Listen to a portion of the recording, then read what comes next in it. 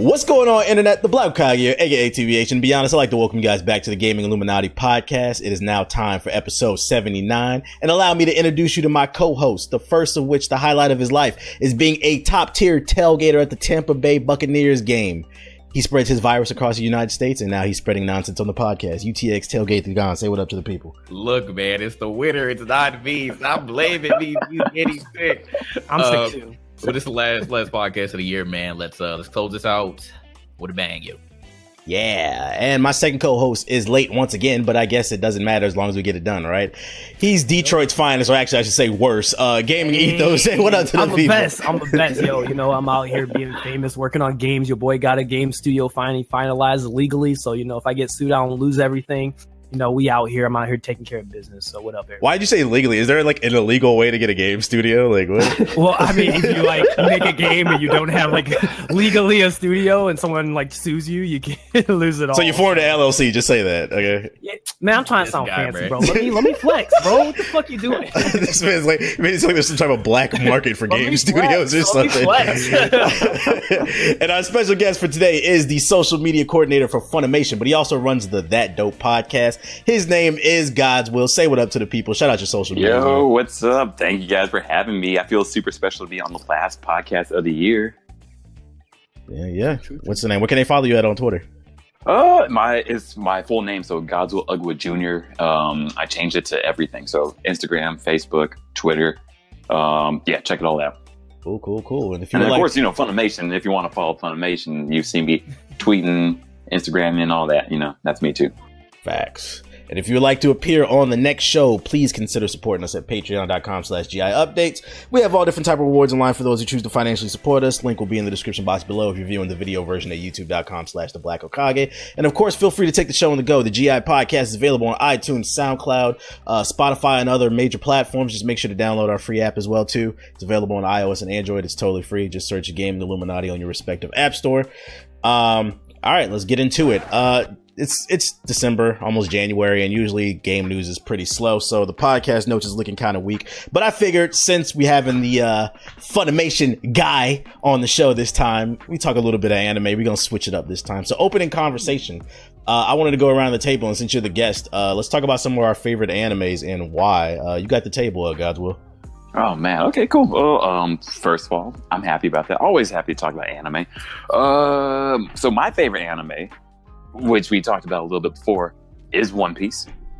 And that's the end of the podcast. We're done. Kick them out. We're out. Whoa. I'm fucking with you. Go ahead, bro. I was play tough. Go ahead, yelling bro. and screaming. I mean, I'm not going to spend too long talking about it because, you know, One Piece. But, you know, I mean, like, that's my favorite show. And one cool thing is that we're actually going to, like, do, like, this giant rewatch this new year for Funimation, like, where we're going to be doing a special thing, which I can't say yet, but we're going to do a special thing, and then we're rewatching the show up to episode 300 because it's the 20th anniversary. So, pretty It's been out that long? Yeah, 20 years, man. Wow. All right, for someone who has never watched One Piece, because I'm an avid hater for no particular reason. I'm just a negative Nancy. Just to piss people off. Pretty much, it's just to piss people off because I know it makes them mad. Like, what particular reason keeps you stick to watching the show? Because it's like 800 episodes in. Like, what keeps you stuck on the show? Yeah, like I had to ask this same question myself too, but. Because, you know, I even watched it back in the day, like when it was out on the Fox box. Do you remember that? Like where there was the Kids WB and then there's Fox box, like Saturday morning cartoons. I did. I actually did. Yeah. And then, like, I watched it back then. And then I remember, like, when I got to college, my friends were telling me to watch it again. And I was like, why? And then I was like, why? Even, like, while I was watching it. But then there was a point that, like, it just, like, hooked me. And ever since then, I've been stuck. And, like, I've never had a show that has made me laugh as hard, cry as much, like, literal tears, and honestly changed my life, like, for the better, as One Piece has, you know? Like, even when I went to Japan almost 3 years ago now, like, one of my most memorable experiences was going to Tokyo Tower, and inside Tokyo Tower, they have, like, this giant One Piece amusement park. And, you know, like, going through that whole thing, because, like, the show was so memorable, and it means so much to so many people throughout the world. And then like that's all like really say about it. Like where like it has been such a memorable ride. Like where I could like some of my most memorable memories have been surrounding One Piece. Okay. Yeah. What's the name? What about you, Ethos? My favorite. Yeah, what's your favorite? I don't even think I have. Like, I have a grouping. I can't really think of one anime where I'm like, yeah, this is my favorite. I have like a grouping of them, but I'd say probably one of the more recent ones that like I really fell in love with was probably Hunter x Hunter. Yeah, Hunter x Hunter was definitely like. Ever since I saw that, it's hard to watch any other shonen right now. I'm like, really like, except for like My Hero's probably the second one that like probably gets like the same type of vibe, right? But Hunter x Hunter like really was. Is it pronounced Hunter x Hunter or Hunter x Hunter? Just Hunter. I say, yeah, but you're you supposed can to say either not way. say the X, but yeah, The purists gonna say X. Hunter x Hunter, but people can say Hunter x Hunter. I don't really care. I don't give a crap about how you pronounce it or something like that. But yeah, that was probably my most recently favorite. Some other highlight ones I really like is Samurai Champloo, Psycho Pass, Ghost in the Shell, No Game No Life. I finished one recently. I've been watching I think me and Godswell, we talked about it, I think on Twitter one time. I've been watching Golden Kamuy, and I really like that show. Yes, I'm happy that you brought it. What's that about? Like, It's it's a bizarre show. It's a very bizarre show. It's like so it takes place in, I don't know where it takes place. It takes place in like the earliest like 20th century. Yeah, like 1900s. Yeah, 1900s of is it in Japan or is this historically in Japan? Yeah, it's historical Japan, Hokkaido. Some like war the they're North. having. Yeah, there's like a war between some like, it's like a little bit after a war, and like there's like Japanese soldiers, and so the main character, he's been labeled as like immortal because like this dude is just like, he's just been through so much shit that he just will not die. But they don't really explain how. It's like maybe it's just his willpower, he doesn't die, not necessarily like a superpower or something. But basically after the war, he like loses one of his best friends, and he swears to his best friend he's gonna like take care of his wife and kid. And so he goes off in this crazy like adventure to find out about this legend of like gold that was hidden by some guy. And the way that they hid it is they did tattoos on a bunch of prisoners. And on these tattoos is like, if you put all these tattoos together, it's a map of where this gold is hidden. So basically, it's a bunch of different factions in the main character, and like this like indigenous character, little girl, and they're like basically hunting for these tattoos around Japan so that they can put them together and find the gold for their own reasons. And it gets really crazy. That's just literally just high level. There's like that a bunch sounds of interesting. crazy, bizarre stuff. It's fun. It's definitely like when you start it, it's gonna be weird, but like it's weird. It's like you get hooked on it because it's just so out there that you're like, I like this show, but you can't really explain why you like it. It's just bizarre is the best word I can describe it. Yeah, I mean, like honestly, like the characters are so diverse and crazy. Yeah. Like, I mean, like one of my favorite characters is a serial murderer. Yeah, like who gets off on the idea of getting killed and killing people. Yeah. Yeah. Like, Wait. What do you mean getting killed? Like he has a fantasy of getting dying. killed. Yeah, like having like this special death. Okay, so he has like dreams of it. I thought you meant like he's getting killed and then he also kills like what? Well, has he keep? You got the Dragon Balls or something? He enjoys the idea of like the moments of death, kind of like, you know, like some serial killers are. And but the reason is like he fiends it, but he can't get the high, and he thinks the only way he can get the most ultimate high is him dying in a very like epic fashion way, like a very dramatic way. So like for that, and moves for that like every second that he moves around. And I think this guy only exists for like 2 episodes. He's like an irrelevant character in the whole host of things. He's just one part of like a bigger story that's told. And like exactly. Hina, like you'll understand what that means. Like it's a little phrase that they talk about. Oh my god, the intros are fire. The music they use for the intros are like so good. Like, and one of the them ending is my songs too. I would say the ending of season 1 is like probably one of my favorite anime songs. It's really good. How many seasons is there? It's only 2 right now. Okay. Like the second season just happened, and they're not like long. It's only like what is it, like 13 episodes? 12, 13. Ooh, that's my type of anime then. Yeah, for like one season. So it's like all in all like 24 episodes in total. But it's really good. What's the name? What about you, Jay? I would have to say one of my favorite animes of all time would have to be Yu Yu Hakusho, without a doubt. I think this is probably one of the only anime outside of DBZ that I gravitated towards back in the Cartoon Network days. When I feel like all the best anime was being shown either on Toonami or Adult Swim. Memorable characters. They have probably one of the most memorable villains as well. Tagoro, like that was just insane. Like, Shout out to Anon. Yeah, shout out to Anon, 'cause, you know, he loves EA. So it's one of his favorite anime as well. I would say now. I know that Anon and Ethos and Mochi, when he was around, he got me into Hunter x Hunter, and I was talking to Geass for a little bit before, and when I found out it was made by the same people, I was like, oh well, I totally understand why I love this, but I was ready to give up on the first few episodes, and they told me to keep going, and yeah, that was probably like one of the you get to that ant arc, boy. Yeah, it was Well, how many episodes does it take to get to that though? like 40? I would say I got hooked beforehand. I would say I got hooked I got hooked on that first arc. No, the spider arc. That's when I got hooked. Oh, that was yeah. Spider arc was the most, mostly one before the ant arc, obviously. But ant arc like sealed it as like the goats. It had to be like maybe like 60, 70 before it got to the ant arc. I don't think it was 40. There's 160 or 70 episodes, 140 is Yeah. in total for everything. But like there are some filler areas that you can skip. Like you don't have to go. I think those were even pretty good too. Yeah, I they're like the all fillers. good. Yeah, even the fillers I aren't wouldn't mind the bad. But like, if fillers. you want to just get the absolute necessary stuff because you want to get to the ant arc, there's some certain like areas, a couple like 20 episodes that you could skip, but all of it's really good. Yeah, Mhm. so Hunter x Hunter was super dope.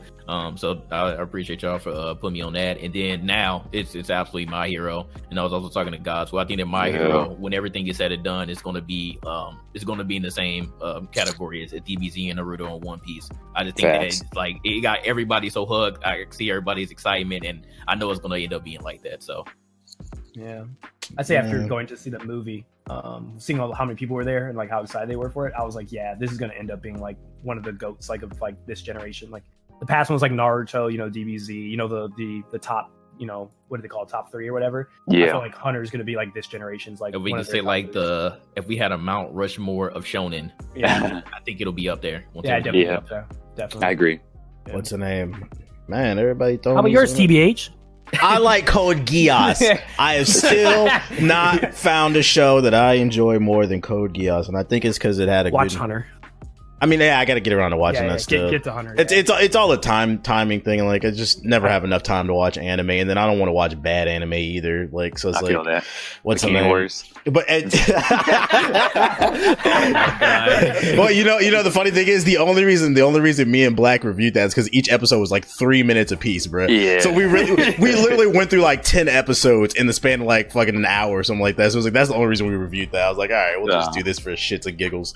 But yeah, I like Code Geass. I think it has a good mix of I like mech anime, so it has a good mix of mechs action. But then there's still like a little humor in there. I thought the plot had a good couple twists in it, and I still think it has one of the best endings in anime. Like even though I don't know how I feel about them doing this season 3 that's coming up or whatever. It's supposed to be a movie, I think. Yeah, movie. Mhm. Yeah, I don't know what they're doing with that because I was satisfied with the ending, and I feel like it's rare in media when you can say you were satisfied with an ending, and for them they're trying to milk it. It seems like, and I'm like, just I'm still gonna watch it.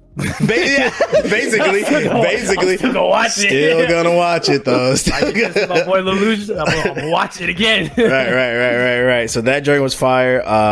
A newer one that I really liked is Yojo Senki. I'm still waiting for that season 2 to come, just because I think it speaks. Is it supposed to be a season 2 or a movie?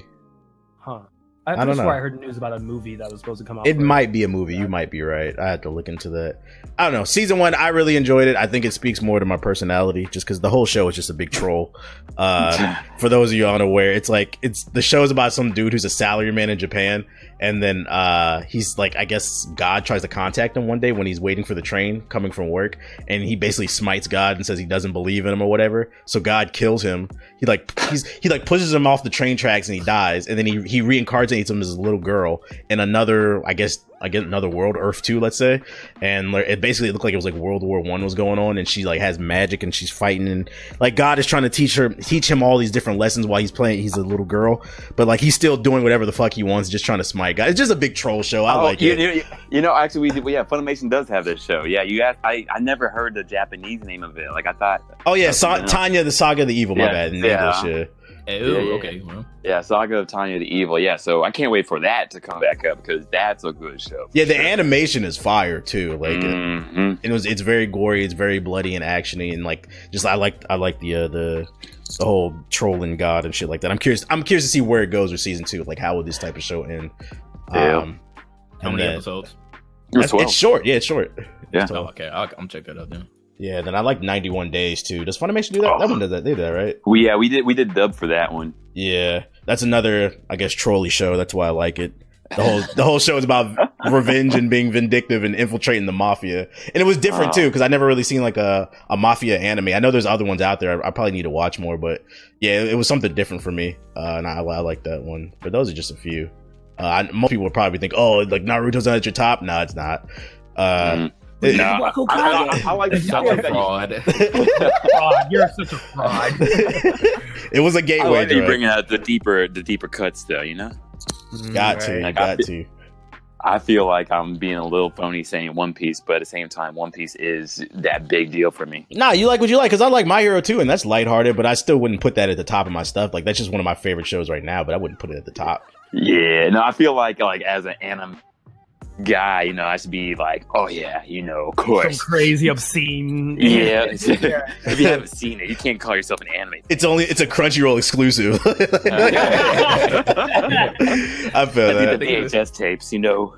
Yeah, I think a lot of people separate their anime by like what they actually felt was the best and overall impact. I think that for you, maybe One Piece had the most impact on you, like in your life, like what you just said. So Yeah, definitely. Like my top 5 list are the ones that have the most impact on me, and then like I have like a yearly list or so. But you know, like yeah, I definitely defend like what I like for sure. Like I enjoy like all these shows I got.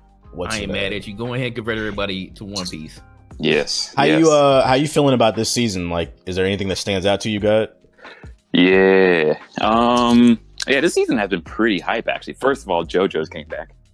So Bruh, everybody keep telling me to watch that show. I don't know. What's going on with JoJo, So bro? if you like Hunter x Hunter, you will love JoJo's, because to me it's like wait a minute. Man, okay, so I gotta give it a shot. Okay. yes, Okay. like it's like the first season. All right, the first season, which is the first 12 episodes, deals with one character named Jonathan, and it feels like Fist of North Star. But then the second part happens, and then that's when it starts getting different. You know, you get like a new character, and then every season you get a new character. And for me, it's about like how intelligently these guys fight. Like I like in Hunter x Hunter, like how they fight, and like every fight has a consequence. Like you know, you get punched, or you know, someone dies, or whatever, right? And then in JoJo, the same thing happens, like where people die a lot, you know. But like it's bizarre because it can be funny, but like it's serious. And I enjoy the action. Season 5 just came out right now, Golden Wind, and it is the best looking one so far. It is the most hype. You know, it deals with assassins and trying to survive against these assassins, and is kill or be killed. And right now they're on episode 11 or 12. I think they just did episode 12, and it is really good. Really good. Like I really enjoyed JoJo's. You know what? And then oh, go ahead. My bad. oh, no, go ahead. Yeah. I was gonna say, what show I think it was this season that I kind of liked. I think it's what was it called? Hina Matsuri something. Hina Matsuri. Yeah, the one where the girl Yeah. appeared in the mafia dude's house. Yeah. And then she starts doing his dirty work for him, and he's like, he's trying to figure out how to get rid of her. I like that show. That's a good show. And he's a part of the Yakuza, and this magic girl just appears in his house one day, and she will not leave, and he's like, what the fuck? And then she starts fucking up his house, and then he finds a way to use her, and he starts using her to do hits for him. And so then they form like this father-daughter relationship based off of killing and like providing like it's hard to explain, but I was like, yo, it's different. I liked it though. It's funny. Very different. It's a funny show for sure. Very endearing. Like, have you seen the whole thing? Nah, I gotta finish that one. Oh man, it's a good show. Yeah, it came out like 2 seasons ago, I think. Yeah, 2 seasons ago, and that's a funny show, but very, very heartwarming. Like it's a good show. Like overall, very different from what you might have seen. The first episode,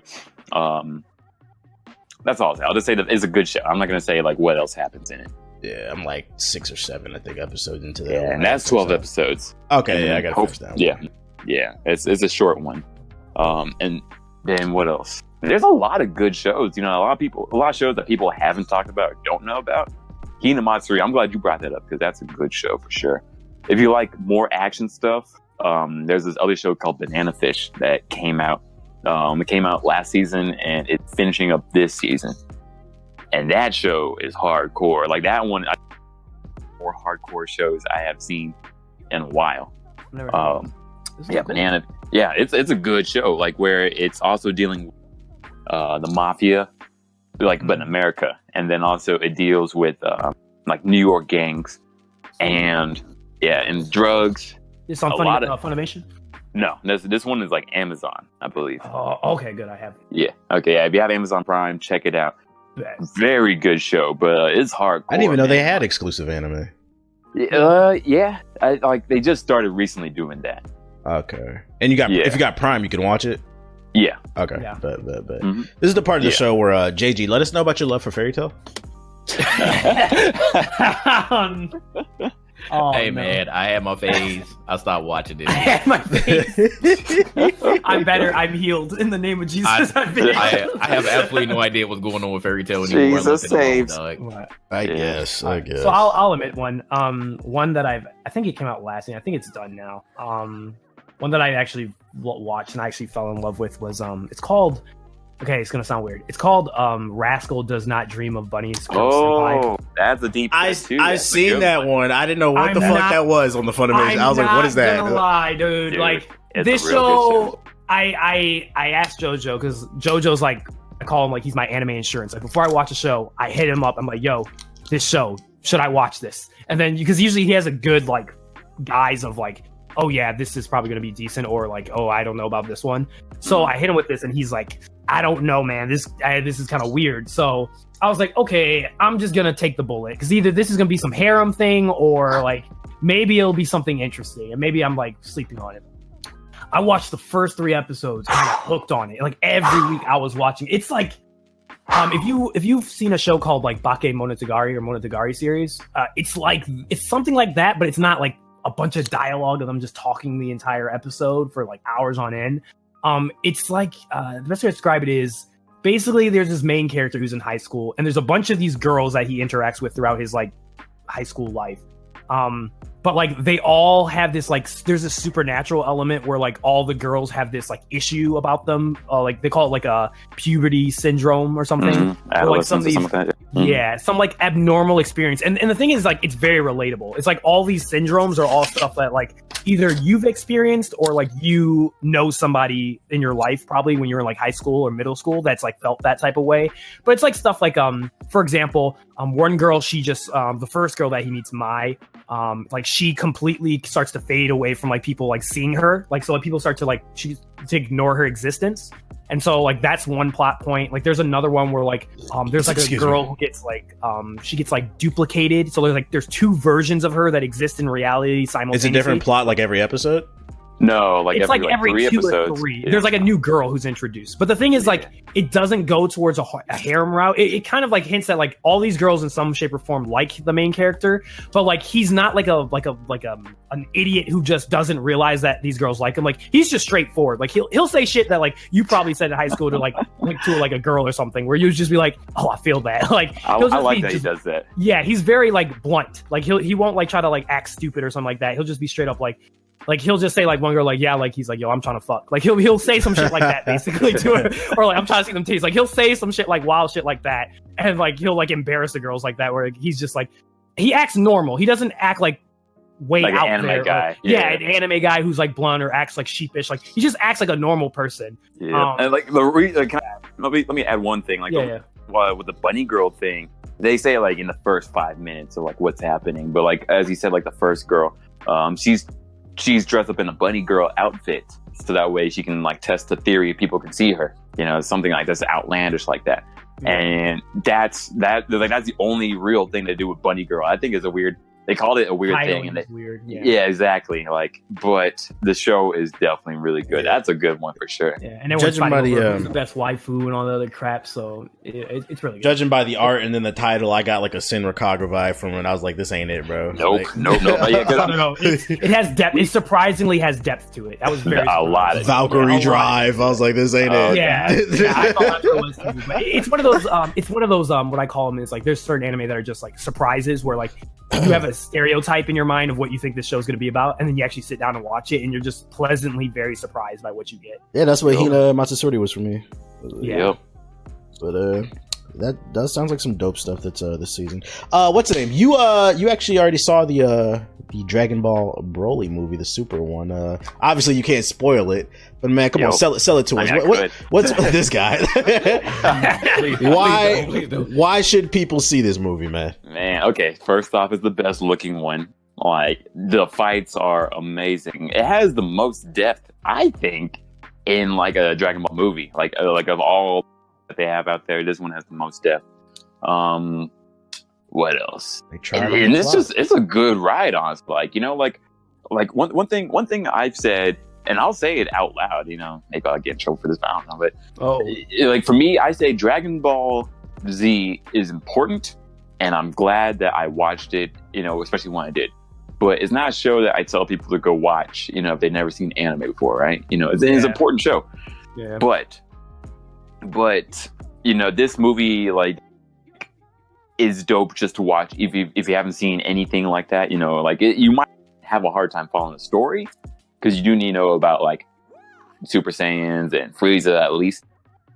But it's a good anime movie to watch, and I think this is going to take the you know, anime in the movie theater further. So let me ask you, as a person like me who didn't watch Super, I only heard highlights or like obviously like Twitter memes of like what happened. I have a basic high overview of what happened at the end of Super. Does a person need to like know in depth about all the events of Super, of like the god powers or whatever it is, in order to understand this movie, or do you need to have previous knowledge about like who Broly was when it wasn't canon, or can you just go into this completely blind and like just understand, like, let's say you just watched Dragon Ball Z as a kid, can you go into this movie and like understand exactly what's happening, or is there stuff that's pretty much pretty much that's the good. only thing that you would have to know, that's a great question. The only thing that I think you would have to know is that there are more powers after Super Saiyan 2 or whatever, right? That like, you know, like their hair changes blue, changes red, whatever, right? So what's the most powerful? I'm confused. Ultra Instinct, right? The most powerful is like technically Ultra Instinct is something, but they you know, you don't really know too much about that. I think this movie is more like you've at least know that like their hair can change red and change blue.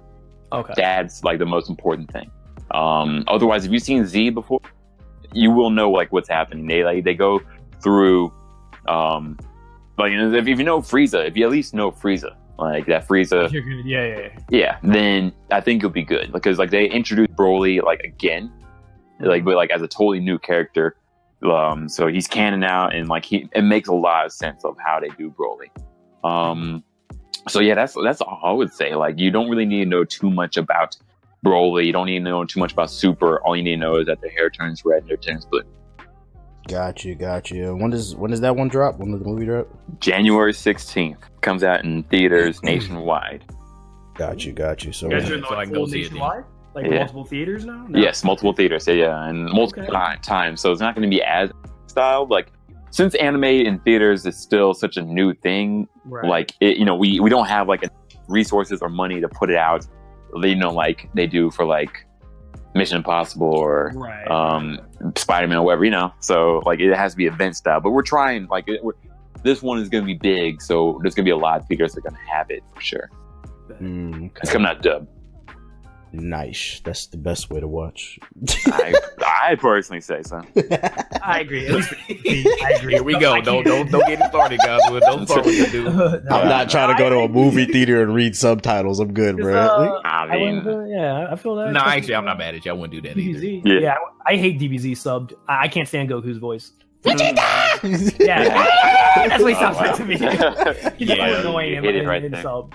I think that's probably like one of the only animes. Like, if I saw it subbed first and then I saw it dubbed, I wouldn't want to go back and watch it subbed. It was terrible. It was terrible. Yeah, you know, I mean, personal opinions on that.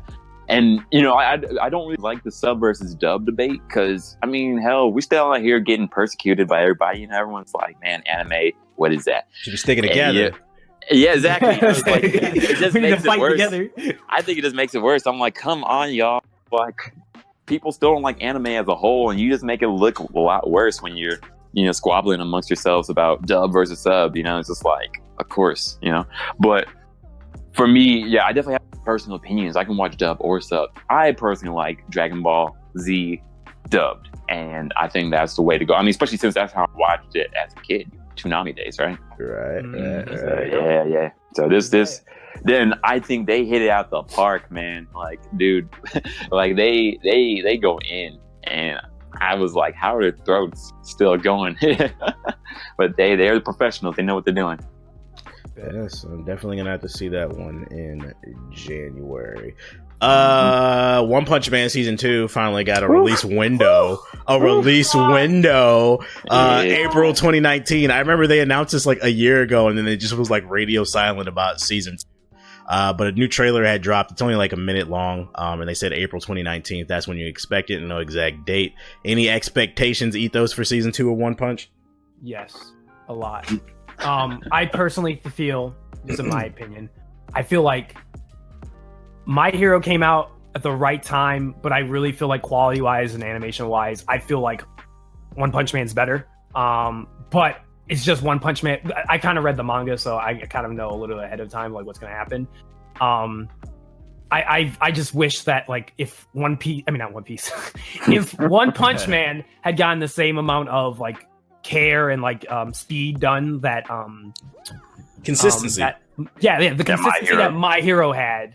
I feel like I'm kind of worried. I pray this isn't the case, but I hope it doesn't go down the same road that Attack on Titan did, where Attack on Titan took so long to catch up anime wise that like it's now basically like people like hey, remember Attack on Titan? Oh yeah, like it used to be that used to be the hot like anime. Yeah, when I think about season 3, people were just like, oh, it's coming. Yeah. Like I watched season 3 just like really was just like a month after it had all been done. I was like, oh, okay. I just started watching. It was like, okay, cool. But like the hype wasn't there.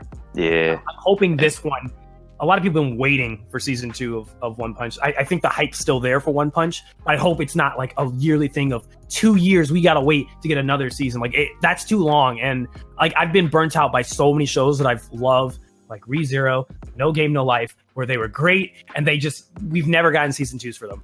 And like at this point, it's like the hype is gone, so like there's no reason for anyone to want to like. Well, I think it's a hard sell because like for My Hero, it's pretty easy. I mean, it's a superhero show.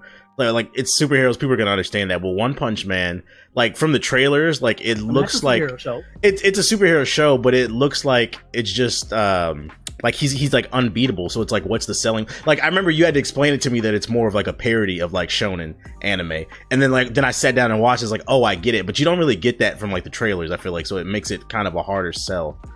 Well, I mean, season 2 they don't really have to sell. They can sell it off the name alone because season 1 was. I'd say that that argument's definitely true for like season 1. Like someone would look at the trailer for season 1 and be kind of like confused. But I think people who've watched season 1, like we know what the whole like the guise of the show is. Like it's funny because like he's the most powerful superhero of all, like period in his universe. But the funny thing is that even though he's the most powerful, like it's funny how like the society form, like the way the society works, like they won't let him be great. And like they'll just constantly like be pushing him off like he's not, like he's a joke, even though he's like low-key like one of the best people, and only a few people understand that he's actually broken. But I just think season 2 is just there because I just want to see it animated. That's the main reason I just want to see season 2, because I know some of the stuff that happens, and it's just like I just really can't wait to see it, how it's gonna look when it's like fully like running at, you know, with a frame rate and everything. Yeah, it's gonna look real good. Yeah. Okay. You watch One Punch, Jay? I did watch it. One Punch Man came through like the wind at the time. I feel like as far as anime and social media is concerned, when that came out, people were like memeing the mess out of it. And I kind of felt like for other people, again, on the outside looking in, they were like, well, what the hell is this? Like, how can he even be defeated? But again, like Ito said, once you watch it, you understand. When they brought Geass in, I feel like they kind of, made it into a regular story rather than, do One Punch Man just destroying everybody and then like the advantage of One Punch. Yeah, like that would have been boring. I feel like he was like the anime version of Superman. Because like Superman, I mean, he only had like one weakness, and like I feel like throughout the entire season, people were trying to figure out, is there anything that can defeat him? And I feel like that's the route that they're going. So with season 2, again, I didn't read the manga, but I'm hoping that they end up expanding on that, either that or just continuing on with Geass. And because I feel like he's even though like One Punch Man is obviously a parody of all the shonen or whatever, Geass, again, he kind of brings it down to earth and makes it like a literal plot. Like, oh, can Geass defeat him? And if Geass can't, then what is One Punch? What is Saitama going to do throughout the entire thing? So I ended up enjoying it a lot. Yeah, I enjoyed it a lot. So I'm very excited for season 2. Got you.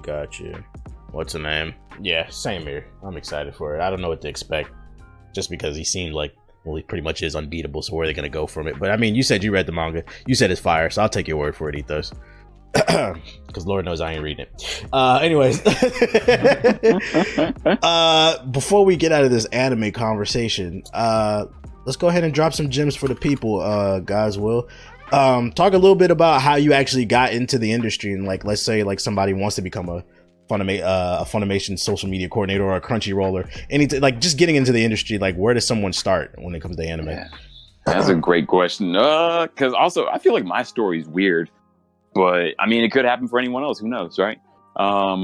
So the funny thing is, I actually studied biology and business, and then I did my master's in healthcare administration. But I think the way I got noticed was because I made an anime club in college while I was doing all that. And that worked out. And then like I was able to talk to Funimation and Crunchyroll and a lot of different companies because no one else was doing it apparently. And then Funimation was local, so they came out and they did events for us and with us. And, you know, just me like talking to them constantly, you know, go to conventions. I go to conventions and they would, you know, I would see them and we just talk. I started up my podcast a long time ago, but then I had to restart. But, you know, I started my podcast and interviewed a few of them and just got my name out there. And then eventually they called me out and asked if I wanted to join them.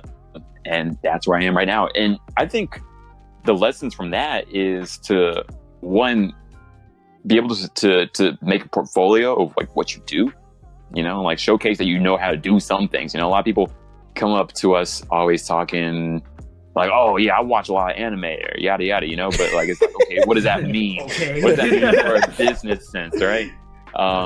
You know, like, can you speak well? Can you write really well? Can you know, do you do art? You know, especially graphic design, you know, and like sort of knowing what the industry is a little bit about. You know, you don't have to know a lot about it, but just to know like a little bit about what the industry is.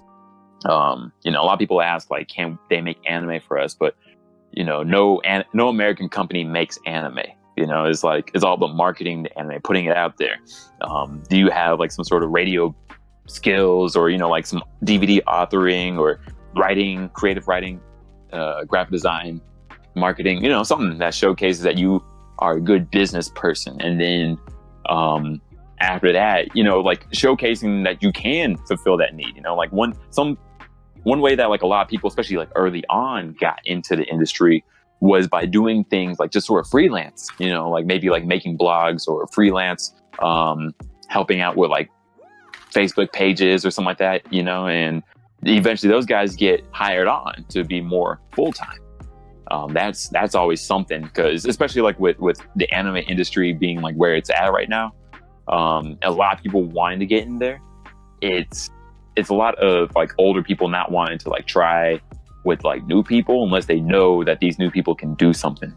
And then what else? What's one last thing I would say? I mean, honestly, like, even though there are like a lot of voices out there, the funny thing is like there are a few voices that like everyone in the industry knows. Like only a few, just as there's like only a few content creators. You know, like it gets smaller as like you climb up higher in the mountain.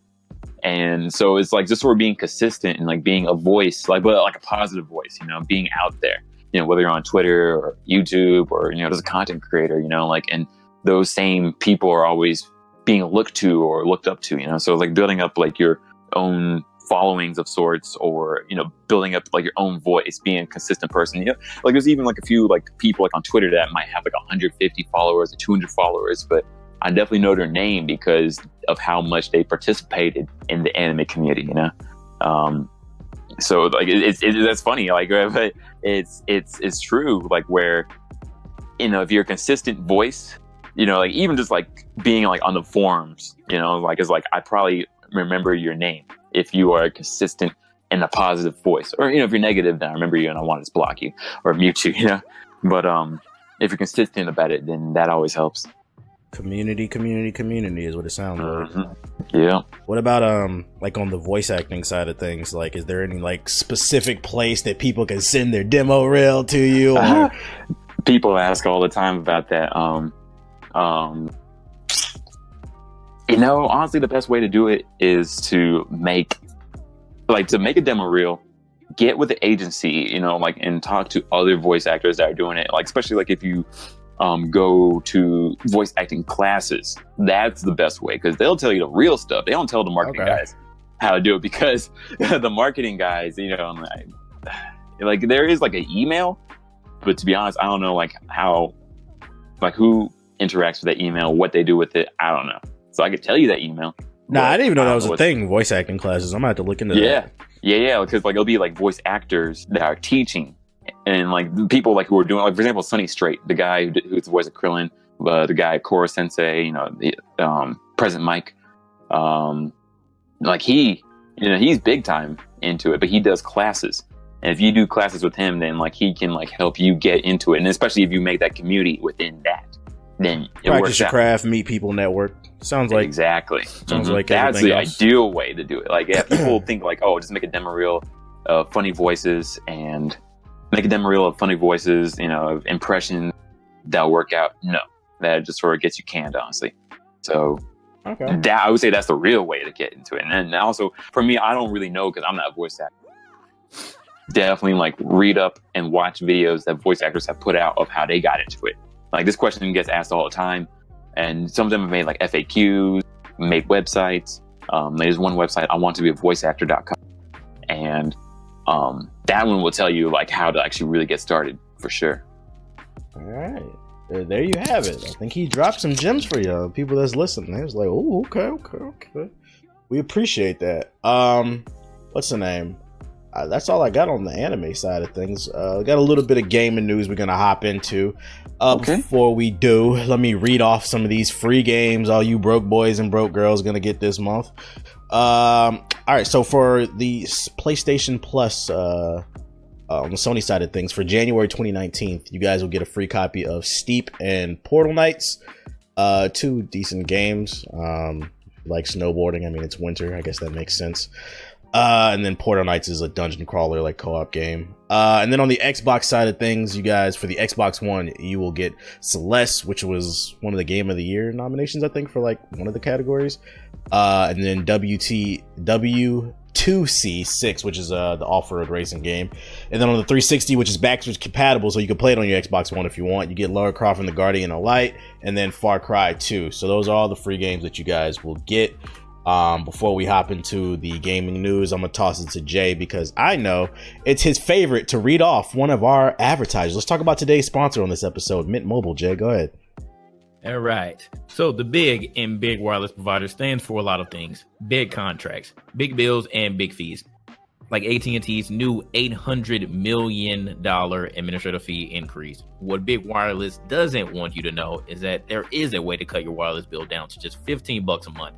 Introducing Mint Mobile, the game-changing company that's taken everything wrong with Big Wireless and made it right. You can also get the $1,000 you can save a year with Mint Mobile without sacrificing any quality service, people. $1,000 you can save a year with Mint Mobile without sacrificing any quality service. Mint Mobile makes it so easy to cut down your wireless bill to just $15 a month. Use your own phone with any Mint Mobile plan. You can keep your own phone number along with all of your existing contacts. Choose between 2, 5, or 10 gigabyte 4G LTE plans. No more paying for unlimited data that you'll never use. Every plan comes with unlimited talk and text. And if you're not 100% satisfied, Mint Mobile has you covered with their 7-day money-back guarantee. Ditch your old wireless bill and start saving with Mint Mobile. And right now, to get your new wireless plan for just $15 a month, plus free shipping on your Mint Mobile SIM card, go to mintmobile.com/GI. That's mintmobile.com/GI. Cut your wireless bill to $15 a month and get free shipping on your Mint Mobile SIM card at mintmobile.com/GI. All right. Shout out to Mint Mobile for sponsoring the show. We always appreciate you guys. All right, let's get into the gaming side of things. A bunch of Jump Force news dropped since the last podcast, which is funny because we got the Funimation guy on the episode. They announced some One Piece characters, some My Hero Academia, some more DBZ, Trunks, Deku. And then also they dropped a story trailer. How you guys feeling about Jump Force? General fucking God's Will. How you feeling about Jump Force? Oh man, dude, I'm real hype about it, man.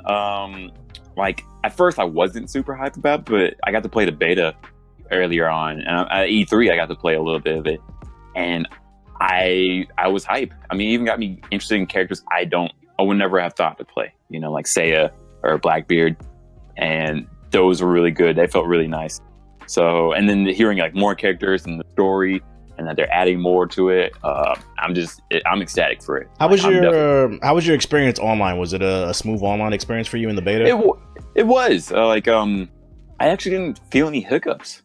Yeah, I didn't feel any hiccups. Like, I mean, like it like I wish it was like a little bit long, but it was pretty good. I liked it. Like, I didn't see too many hiccups with it. Like, there are like a few things I do hope they smooth out. Like one thing my friend, like one of my best friends, keeps saying, like he hates, is how their faces look. But you know, it's like a weird, like they're trying to be realistic, but at the same time they're still trying to remain anime. So I can understand where he's coming from. It's a weird art style. Yeah, exactly. So like, I mean, I'm fine with it. And you know, like a criticism that a lot of people had is like the particle effects. And I do hope that they like turn it down like a little bit, but it does look really cool. It felt very smooth. I mean, there's even like one point, like, cause like one thing was like, could it be competitive or fun for multiplayer? And it did feel pretty cool. Like where I was even able to dodge mid action, charge up and shoot off. Like I used Yusuke. I was charging up my spirit gun. The competitor was about to hit me. I did a roll while I was charging up, and then I shot him with my gun, and it just felt really cool. What's the name? Did you have a problem with the particle effects, Jay, when you was playing? No, I didn't really have a problem with the particle effects. I just had a problem with the frame rate and the bloom. Oh my god, like it's pretty bad. Like, 'cause everybody's moving around, so it kind of hurts your eyes when you're moving around. That's probably just a console thing, but as far as the bloom, I know that's probably going to be the motion blur is going to be overall. So I don't know how I feel about that particular part, but I mean, I really didn't have any problem with the particle effect. As far as the story is concerned, now that they're revealing more, I find it funny how I feel like, at least with this trailer that we saw, that they're implementing trucks in this again, because apparently he's the only one that can go into the future or go in the past. How else are we going to explain this story? Oh my god, here we go again with trucks, bro. He's the only one that can do it. We already got enough of this in Xenoverse, right? So I hope that they don't make him like a main character again, because I kind of feel like that's, you know, some form or fashion a cop out, because they could implement it some other way. With Bulma's gonna find a way to travel dimensions, not just time travel, and go to different universes and shit, and that's how all the One Piece and other characters and shit are gonna be in there. Right, that's how they got it. Out of the universe, and now, you know, we have to fight alongside the Jump Force. Now it's like a collective. So I see what they're doing there, but I just don't know. I hope they don't make them a integral part. But when I played the beta, it was so fun to actually play against regular people, because that was the one criticism that we had at E3, was that it was just too easy facing the computer. Now, you could still do that when you played the beta, but it was so fun beating up on other people. So I just hope, because the actual frame rate and the connection, like Geass was saying, it was actually fine. I didn't have any problems with that. But that hub world, oh my god, that hub world was ridiculous. Yeah, that was bad. That was bad, but that wasn't the game. So yeah, it wasn't the game. When you get in the game is fine. But it was just a hub world. It was a little bit too much going on. So if they can smooth that out too, because obviously you're going to be just put matchmaking. Some form of fashion. They need to. They don't nobody care about no damn hub world and emotes and chibi characters, bro. I just want to be somebody else. Like, they just want you to make your avatar, show them off, and run around. That's it. Let me make an 8-man lobby and play with my friends. It is not that deep, bro. We'll see. But it has potential. They better add my man All Might, since now we got Deku in there, because I wasn't 100% sure if they were going to do My Hero, because it is still new. But since they added him, they got to go ahead and throw All Might in there. Maybe Kai-chan too. I don't know. We got to see. Kai-chan. You don't want him? No, that's the first time I've ever heard you say his first name like that. Kai-chan. Nobody ever said, yeah. That's how I always. It's easy for me to remember. It's easy. I don't know why. But yeah, I would like to see some more My Hero characters, and the story looks interesting. You got any opinions on the Ethos? I mean, I played at E3 when our boy hooked us up, but I mean, it was cool. It was solid. It reminds me a lot of Xenoverse 2, even like story wise. Reminds me a lot of Xenoverse 2. I don't know. I'm definitely interested. I didn't get a chance to play the beta, so because of the time thing was ridiculous. So I was working. You know what? No, I don't have an opinion.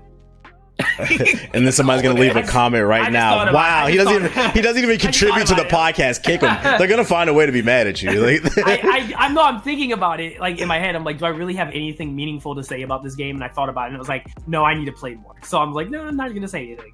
True. I wish more people. That's fair. Yeah. Well, at least they keep adding characters. It looks like this roster is gonna be humongous. Oh yeah. Maybe you'll have something to say about this because I know you love Overwatch. So this news just came out. Yeah, you do. Yeah, you do. Weren't you like a grandmaster or something? Nope. I haven't played rank in years, bro. That game. Blizzard announced that they will now require for you, in order to watch, because they host a lot of tournaments on Twitch, in order to watch a tournament and be in the chat, you have to link your Twitch and your Battle.net together. So basically, if you say something toxic in the chat, it'll be that much easier for them to find your Battle.net account. And they didn't say what they were gonna do with it, but I mean, let's put 2 and 2 together here. You probably about to get that ass banned, bro. Welcome to ban world. So you can either just watch the stream and just sit there, or you can risk it all and link your Battle.net account. Do you think this is a good way to kind of combat toxicity? Because they've really kind of been on this. What do you think, Jay? I mean, it's an interesting way to try to combat it. I mean, they haven't done a terrible job. I mean, I totally understand why they don't want any toxicity in there, because Overwatch did really become super toxic for what I've seen and heard. So I can understand like why they don't want that in their games. And a lot of other companies doing that too. Ubisoft was another one with Rainbow Six. They're really trying to combat that. So I mean, this is interesting. You really got to watch yourself, but at the same time, it's like, do you really want to go through this if you want to keep up with the toxicity? Like, so I don't know, because some people really love to troll and be toxic. It's just what they do. So it's like, do you really love the game that much that you're willing to risk it all, or do you just want to shut up and just watch? So I don't know, but it's an interesting way to try to combat it. I mean, I'm pretty sure that it will work. They'll catch a lot more people for sure. I feel like this is just a trap, because when it comes to these tournaments, I don't like any, like whether I'm watching Evo or like any type of tournament on Twitch, I don't feel the need to participate in the chat, because the chat is moving so quickly. There's 20, 30, 40, 50,000 people in these streams. The only thing that's going to stand out in that chat is racism, homophobia, just toxic shit. When they were spamming the black guy, when the black guy was on stream for Overwatch, like it's just racist shit is what's gonna stand out in that chat when it's moving that fast. It's a trap. I'm not linking not that I'm gonna do any of that anyway, but like if I were a troll that was on that type of level, like you're stupid if you link your account. Like you're asking to get that ass banned. Pretty much. But I mean, we gotta stop the trolls. I don't think you'll ever stop them, but you gotta slow them down, I guess. Any thoughts on this, Godswill? Oh, I mean, this is news to me, but I think it's a pretty cool idea. I don't know. I want nerd communities to change for the better. I mean, I've seen those Twitch chats, and I'm just sort of like, what's the point? But, honestly, like I'm down for like any like efforts to like help change the tide for that. Although, it is like, oh, you're infringing on our First Amendment rights or whatever, I guess, although they're a business, they can do what they want. So, what? I see what you're saying. My rights. I can't say anything. I'm fine with it. I would like less toxicity, and I would, I'd be fine with that. But I feel like people would be like, well, like how people always like, well, if they start this, then they're gonna go further and do this. I'm just sort of like, y'all. Like we're trying to fix the problem, and then once you get to that problem, we'll deal with that, I guess, right? I find it funny that in 2018, people don't understand that their First Amendment rights don't apply to when you agree to the terms of service. Like, did you read the right? Nope. Yeah, they did not read that, and also like saying doesn't read it. Nope. I mean, I'm not gonna lie, I didn't read it, but at the same, like you joined onto this service, like people are acting like as if it's their right to say whatever they want on this service, and that's something like where I'm like, no, especially like when it's hateful stuff, like people are like, oh, what if they go the opposite way, like where they start infringing on like good type of speech. But I'm like, what is that? I know, right? We haven't got to that point. We haven't even got to that point. Exactly. First Amendment protects you from the government, not from Twitch and Twitter. Like, what are you talking about? No, right? Exactly. So, yeah, let's first work on the main problems we got, and then, then we can like talk about like any negative that came out of this if it happens. I have to be a decent human being, bro. What the fuck? I can't even watch this content anymore. Like, God. Speaking of being a decent human being, the saga of Soulja Boy versus Nintendo continues. If you missed the last podcast, Soulja Boy released a console and a handheld, which is basically he was taking Chinese clone knockoffs, which had like it was basically an emulator in a box, and he was just rebranding it as the Soulja Boy Station or whatever he was calling it. And then he got into a little spat with Nintendo this past week. Nintendo is basically trying to send a cease and desist because I think there's Nintendo games on these platforms. Yep. And basically Soulja Boy was basically like, fuck Nintendo, they can't do shit to me. And he's just been going back and forth for Nintendo. And I kind of wanted to talk about this a little bit just because he did announce that he also is putting together an esports team. Do you guys want to work with a guy like this? Do you think this is good for his esports team that he just started going to war with Nintendo? What do you think, Ethos? Nope. Not anymore, bro. You want to resend that tweet? I deleted that tweet. You did? It was crazy. It was crazy. I tweet this shit out, and then literally, like, he just puts himself in the hole. Like, the moment I tweeted out, like, literally, like, the next couple of hours, I was just staring. I was asking JoJo, I was like, JoJo, I think I should delete this tweet. He was like, I was like, he's calling people like faggots and stuff on Twitter. I'm like, I don't think this is a good idea, man. I was like, I don't think I can associate with this because originally my idea was, me and you, we talked about this in the, we was balling in Sweden and stuff. Right. We was, talking business in Sweden. When I was talking about how like I felt like he was misguided, and he just needed someone he needed consulting so that he could understand how the industry works. And if you get that right person, then he could do what he wants. Because it's like I saw the bigger picture of at least he's passionate. He wants to do something different. But then when he started. Oh man, he just went off and was like, Nintendo ain't gonna do shit to me and all sort of stuff, and then started insulting people on Twitter. I was like, dog, I can't do this, dog. And then I was like, I can't associate myself with somebody like that, even if it was for like financial gain. It's not worth that much scrutiny. So if Nintendo tries to sue him, or which they probably will if he doesn't stop, that's just a headache I just can't afford to have. So yeah, I deleted that tweet. I don't want him DMing me. I don't want to do nothing with him, unfortunately. Darn. So it is what it is. That's unfortunate. You game on the Soldier Station, God? So you playing Jump Force, right? That's what you playing? Oh man, no. Because to be honest, I didn't even know like how serious this thing was too. Like I was like, is this really happening? And hearing that like it's still happening and it's really happening, I'm shook. But because the funny thing is, like, I was trying to do things with Soulja Boy before this too, and then now hearing this, I'm like, yeah, you're like, can't do it now. Yikes! Can't do it now. I mean, like, you didn't go after Sony and Microsoft. Nintendo's been around longer than both of them, like in terms of the gaming field, at least. And it's like, bro, what are you doing? Like, it's still, I mean, like, they're the big boys where they pretty much have that hold. Yeah, I mean, over the world, like, and like one thing I've learned about like working in anime is like you do not mess with Japanese properties on stuff like that. Like when Mexico and like some other South American country try to stream Super like in stadiums, they got a cease and desist to the embassies from Japan. Toei. Whoa! Wow. Yeah, exactly. Like whereas like the country of Japan was like cease and desist. But we're not going to do anything with you because you're streaming Dragon Ball Super. Yikes. Yeah. I didn't even know that was a thing. When did that happen? The last episodes of Dragon Ball Super, so like earlier this year, like March. Oh boy. Yeah. Yeah, crazy. So wait. Was it like they were like people were at a soccer game and then some troll just put it on the monitor, or like people paid to go to the stadium and watch Dragon Ball Super? People paid to go to the stadium to go watch Dragon Ball Super. Oh yeah, get that shit out of here. Yeah. You can't do that. That's a different level of piracy right there. That's One Piece right there. That's gold.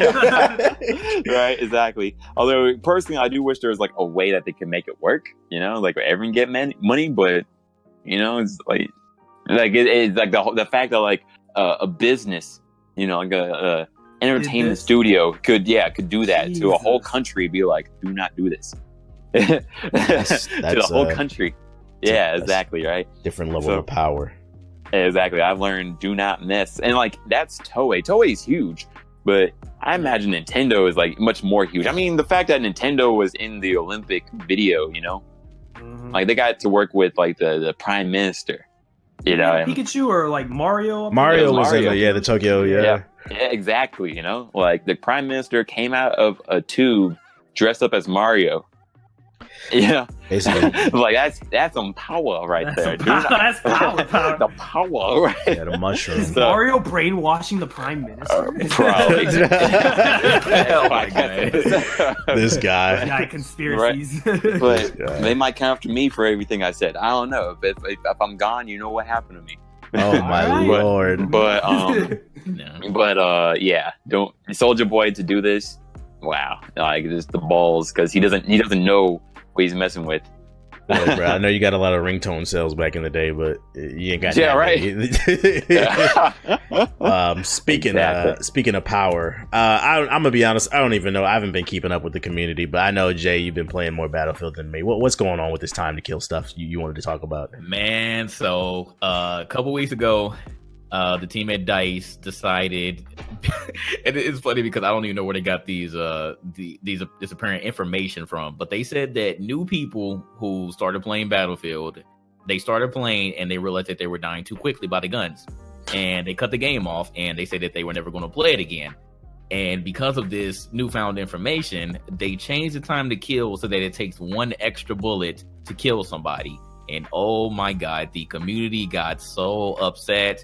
I was playing during that week, and literally like everybody in the game chat was like, F this game, I don't want to play it, DICE sucks, RP, da. So they got mad upset. And I was watching a video the other day by Matimio. Shout out to Matimio because he's a huge Battlefield player.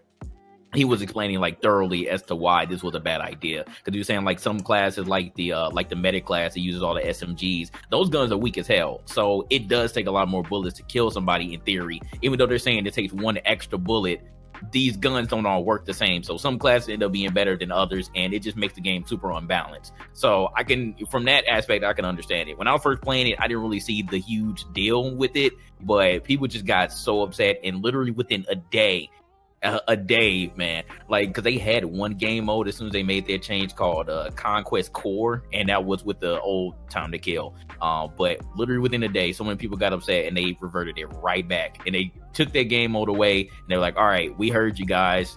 So I appreciate them for doing that, but I still don't understand why they got this weird information from that, like new people were upset because they were dying too fast.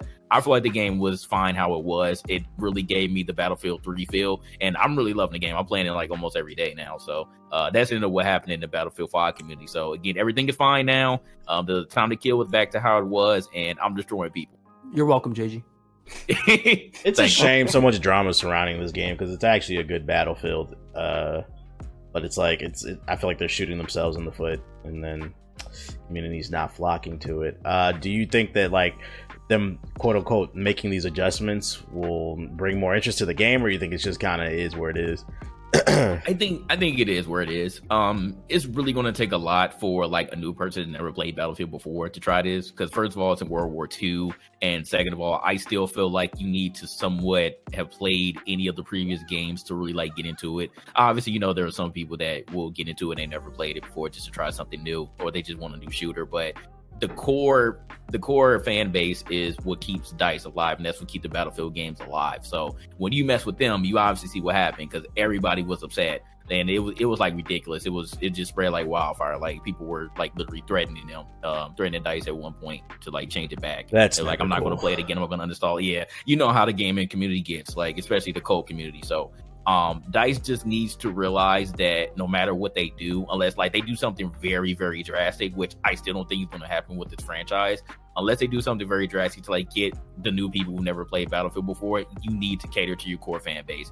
Like it doesn't matter what you do, you need to cater to them. Otherwise, your game is gonna be DOA. What's that? You in the Battlefield, Godwell?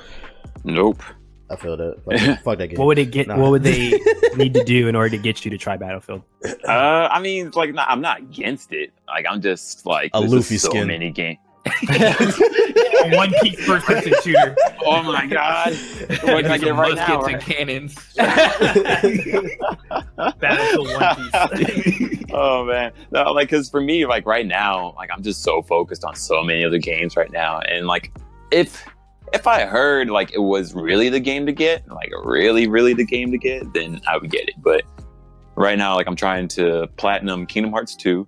And that's what my main focus. I'm playing Overwatch still for some reason. Red Dead, and then Smash. You know, it's like there's just so many other games that, and like there's just not that much time. Just as you said, like way earlier in the anime part, there's not that much time because I'm also watching a ton of anime. I'm hoping to watch like TV. You know, it's just like unless it was like really the game to play. You know, I'm just like, I'm good. It's 2018. I was saying has just been a great year in terms of media. Whatever you consume in terms of gaming, anime, music, like movies, like it's just been too much. And it's like I don't understand how people have so much time to absorb everything. When people say they're bored, I'm like, what is wrong? Like, there's so much, and like that's just staying inside. You can go outside. Go outside. Right. There's sports and stuff. What? What's the name? Any take on it, Ethos? For the TTK for Battlefield. Yeah. You know, we was out in Sweden. You know, we might have talked to a couple guys. You know, twisted their arms, told them, you know, you're doing it wrong. Might have, you know, changed some values around on their computers. You know, so you welcome.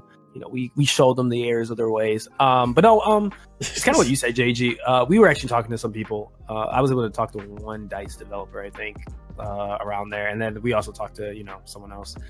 And that was what we heard internally, at least from a DICE's standpoint, was they were concerned based off of like they were looking at so they have data. So almost every developer, at least big developers do. I think almost every game developer does. They usually always have data analytics running 24/7 on their game so that they can get certain data like how certain guns are performing and stuff like that. So a lot of times there's this breakdown, I feel, between what the developers see and what they hear. So like a lot of times the community will feel one way about something, but then like a developer will look at their data and be like, but the data isn't showing what the community feels. But the data. Yeah, so it's kind of strange because it's like you're the best way to describe it is like it's basically facts versus feelings at that point, because then you argue this is how I feel. I feel the game is worse now because of the time to kill.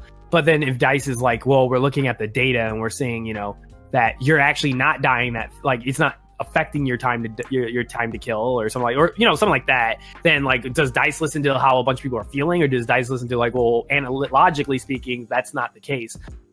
This is the great conundrum that I think anybody, not even gaming, just period, just like any type of technology, like business at all, have to deal with, is this constant struggle between like data, because a lot of times in technology, it's always pushed that data is the true like king, like data never lies to you, compared to like how people are like reacting to whatever you do.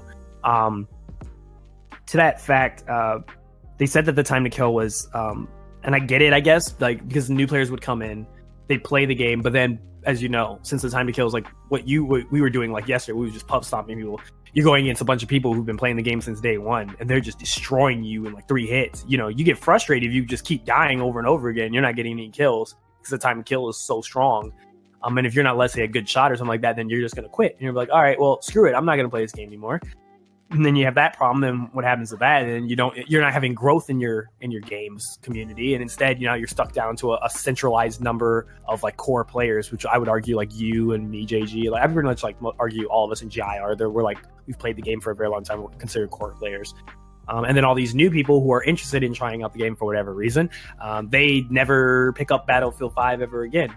And I guess at one point, I think, TBH, you remember me saying, and I was like, but why would you guys care since you already got their $60? Like, why does that matter to you? And then I think they said, I think the guy responded to me, was like, well, contrary to popular belief or EA's evil, we actually want to make sure our games don't, we want to make sure that people still play our games and that, like, we don't let our games just straight up die. So I was like, okay, I feel that. But overall, I don't know. I'm glad they reverted the TTK. I'm not like against it. I think they could have done better, just like everything else with Battlefield 5. I feel like they could have done better communicating that, or like maybe showing some like data or some graphs to show the community like why they're doing what they're doing, instead of like, I think initially they just did it and there wasn't much explanation. I think initially that's what it and I think was. That's what they just did it out of random, and everybody was like, what the fuck? They just did it. There was no like, it would have been better in my opinion if they had been like, all right, we do a blog post or we do like a video and we say, hey guys, this is what we're thinking about doing for this next patch. We're seeing this type of issue, show like some data graphs, something like that. This is the type of issue we're seeing, and what we're trying to solve for is this problem. What we're thinking about trying is we're going to think about maybe boosting the time to kill just this amount, just to try a couple things to see if we can like alleviate this issue we're having. And then we'd love to hear your guys' feedback on this. We're going to try it for like a week, or if they have like a community test server or something like that, we're going to try this out for a week and see how this feels in the game. Please let us know your feedback below. So it's not like we're saying we're setting this in stone. It's just a test. Then if everyone's really tries it, they'll have a more open mind and be like, okay, at least they let me know. They didn't just drop it on me out of nowhere. And then we can think about it and then be like, okay, what is your feedback about this item? If everyone's still like, you know what, I kind of like it, but I feel like you can modify this, or if it's majority like, oh no, I hate this, then just revert it back and be like, okay, we'll try something else, or we'll try a different. But I think it's always come down with Dice. Dice has just had a horrible time communicating about a lot of things ever since BFI was first revealed. And I feel like if they had better like PR marketing wise of like communicating the differences of their game and like what makes their game different and how they go about updating their games or go about making changes, I feel like they could avoid like half of the crap that they've had to deal with this year. I don't care what people say about you, Ethos. You're a good guy. Thanks, man. I do my guy. I like that. I get said that a lot. I like that you're a dev because you always give both sides of the coin. Like you're not just speaking as a consumer. Like I know that you obviously like the game and you liked it before you even talked to them, but I hated the beta too. That's the funny part. Yeah, we both hated it. We hated the beta, which is crazy to me. Yeah, and it did get better. So they did, at least listening. I know that Dice is listening, but yeah, I do agree. Like the communication was just off. So that's what it is. But I like how you can give both sides of the spectrum when you answer these questions. Since you're in the industry now, you're on both sides. Thanks, Seiji. I appreciate it. Yeah, man. You're constantly get attacked. It's not fun. You giving your contribution for the podcast. All right, so I'm good now. All right, y'all. I'll see y'all later. I'm done for the podcast. This guy. All right, guys. Podcast is over. We got one more thing, and I don't even think we're gonna talk about nothing because I don't even know what the fuck we're gonna do. Jay, what do you want to talk about? This Tekken cross Street Fighter is supposed to be alive or something? Yes. So Street Fighter vs. Tekken came out in 2012, right? Like it barely even lasted a year, especially in the competitive scene. Like it came out, people didn't like the gym system. Either you loved it or you they locked DLC on the disc. Yeah, and they locked DLC too. That really pissed a lot of people off. So a lot more people hated it than loved it. So it died very, very fast. But as a lot of people forgot or may have forgot, there was supposed to be a Tekken X Street Fighter that was supposed to be, produced by Bandai. We heard nothing about it. Like after Street Fighter vs. Tekken came out, it was just not a peep. Bandai obviously been making more Tekkens, but whatever happened to the Tekken X Street Fighter crossover? I mean, you got Akuma in the latest Tekken before you even got him in Street Fighter, so people were still wondering what the hell was going on. So the latest source says that this game is still in development, Tekken X Street Fighter. Harada said that it's 30% done. So after 6 years, it's 30% done. So I mean, that means that there's still a chance, but I just find it funny that like after 6 years, they're like still at 30%. So I don't really know if that means that it's, it's still really coming anytime soon, because he also said that it's not a priority or it's not a high priority. I know that they're still trying to bring out more DLC characters for the latest Tekken, so I don't know, but I guess you could still have hope that it's no longer a rumor or people are no longer wondering what's happened to it, because at least he said that it's still being made. So we'll see if it comes out like in the next couple of years or they actually can show something, but at least them having it 30% done is something, I guess. True. There's that. I mean, I don't really care about this game. If it comes out, cool. If it doesn't, that's cool. Street Fighter would be cool though. I actually would prefer that more than Capcom's iteration, because Capcom iteration ended up being shit. So I want to say for the record, I actually bought it on the Vita. I have it on the Vita too. That's the funny thing. It was on sale for like $2. I was like, I'll play it. Shout out to the Vita. I liked it, but I wasn't a really big fighting person. I liked it just because I was playing it on the Vita and it was just something to play on the plane. But like, I can understand why console people didn't like it, like because I wasn't playing it on a competitive platform. So it was crossplay too, I think, on Vita and PS4. Yeah, I believe so. All the games were. I remember PlayStation All Stars was like that. You guys remember that game? Hey, anybody? Okay. Yeah, I like that game. I didn't. I liked the characters, but the mechanics, I didn't like that special mechanic stuff. Yeah, okay, I can feel that, but I feel like they need to do like another iteration in that game, and then maybe. People have been asking for that. Yeah, make a second one, and honestly, just make it a Smash clone, bro, with PlayStation characters. I would not be mad at that. With an original story, I would not be mad at that. So what happens with Cloud? He's come back. I don't know, or maybe like it's like Does having children. he go back, Maybe. or does he leave Smash, or does he? It's a good Duplicate question. Just get all the other Final Fantasy. What happens with Snake? Does Snake go back, or? That's a good It's one. funny Yeah. because What at the about, time, they were both PlayStation Persona? characters, kind of. But Yeah, does Persona go back, or like what happens? Yeah, because I mean, like I say, like do the other characters that they can do, and then Like Spyro once it's a Crash. viable game, yeah, exactly. Once it's a Right. viable game, then okay, then we can really have the conversation. Right now, there's no home for them. They got to go. Gotta go elsewhere. They got to work on a better title too. Right? PlayStation All Stars Battle Royale was just too. That was too- trash. A Just terrible name it name. Battle Royale. PlayStation Battle. Oh, here you go. PlayStation Battle Royale, right? But you play as one of the characters from one of the franchises of PlayStation. What? Third-person shooter. Bam. All right. oh, he's All talking Tony, about the shooter battle. Sign me royale. up. All right. I'll be about it. That's the podcast for today, guys. That's all I got on my show notes. That really is the end of the podcast, yo. Unless anybody's got anything else they want to add to the conversation before we wrap it up. I think that was good. Yeah. All right. Well, Yeah. Thank you guys for having me on. I thought this was a joy to be on. facts. I was about to actually give you the floor. I was like, you got the show floor. You did it Episode already. 79. Yeah, you did it already. What's the name? All right. Well, you got the show floor. You're the guest for today. What's your closing statement, guys? All right, definitely. Keep watching anime. You should be watching. I gotta plug it in. You'll only get that if you watch Funimation. I know, right? Oh man. Yeah, definitely. Anime is where it's at. Thank you guys for having me on. Listen to my podcast. That's dope. Over on iTunes. Right now we're on Fireside. I'm trying to work on expanding like you guys. You know, trying to get to episode 79 like you guys. But otherwise, yeah, just living the life and just doing anime and stuff. So yeah, thank you guys very much.